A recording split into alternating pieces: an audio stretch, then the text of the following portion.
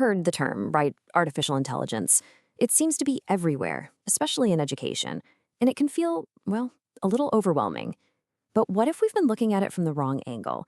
Today, we're going to cut through all that noise and really explore how AI is shaping up to be this amazing new tool for both teachers and students. Let's dive in. Just take a second and imagine this. What if every single teacher had an assistant that never got tired? One that could handle all the routine stuff, freeing them up to do what they do best, teach.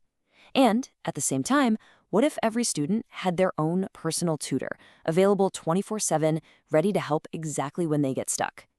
This isn't some far-off science fiction fantasy. This is the real promise of AI in our schools. So yeah, this powerful new tool is officially here. It's in the classroom. But before we get into all the cool ways it can help, we've got to get on the same page about what it actually is. Because the way the experts are talking about it, well, it might just surprise you. Okay, so check this out. This is a really key idea from the Department of Education. They're trying to shift our thinking away from artificial intelligence and towards intelligence augmentation. And that little word change, it's huge. This isn't about AI replacing people. It's about AI partnering with people to help us think better, learn faster, and be more creative. It's like having a Copilot for your brain. To make that even simpler, think about it like this. An AI model is a lot like a financial model you'd see in a business or math class. It's not reality itself, right? But it's a really, really useful approximation of it. It's a tool that's just incredibly good at spotting patterns in tons of information. So, what does this actually look like for a teacher in a real classroom? Well, for educators, the most exciting immediate promise of AI is basically a brand new assistant, ready to help lift some of that incredible weight off their shoulders. And listen, this isn't just a theory. We're already hearing this from teachers. Take Vita LaPlante, who says it's about being able to focus less on the admin stuff and more on her students. And that's the whole point, right? Freeing up that precious time and energy so teachers can connect with their kids. So how does that work in the real world? Okay, imagine you need to tweak a history lesson for a few different reading levels. Instead of spending your entire planning period digging for materials, an AI could find you perfect articles and videos in just a few seconds. Or think about all those weekly emails to parents. An AI could draft a basic update, leaving you more time to write those really personal notes for the students who need that extra touch. It's all about automating the routine stuff to make more room for the human stuff. Now let's flip this around and look at it from the student's point of view. Because for learners, AI holds the key to something we've been trying to achieve in education for decades: truly personalized learning for everyone. A fantastic real-world example of this is something called an intelligent tutoring system, or ITS for short. And believe it or not, these have actually been around for a while, and they're a perfect showcase of just how powerful AI can be as a study buddy. Here's how it works. Let's say you're a student and you're staring at a really tricky algebra problem. The AI tutor is basically looking over your shoulder, watching every single step you take. The second you make a mistake, it doesn't just buzz and say wrong. No, it gives you a super specific hint right in that moment to nudge you in the right direction so you can figure it out yourself. It's instant feedback that actually teaches. And that is the incredible power of personalized learning. It means the student who's struggling can get that extra practice without feeling embarrassed or left behind. And the student who gets it right away, they can be challenged with something new. It's about meeting every single student right where they are, and finally, moving away from that old one-size-fits-all model.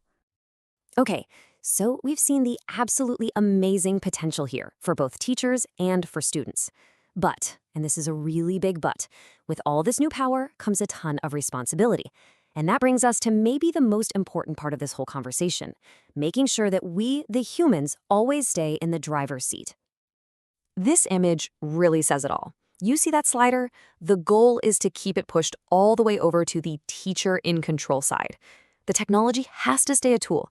It's there to help, but the teacher is, and always must be, the one making the important calls for their students. This all comes down to the single most important piece of advice in the entire Department of Education report. Always, always keep a human in the loop. So what does that actually mean?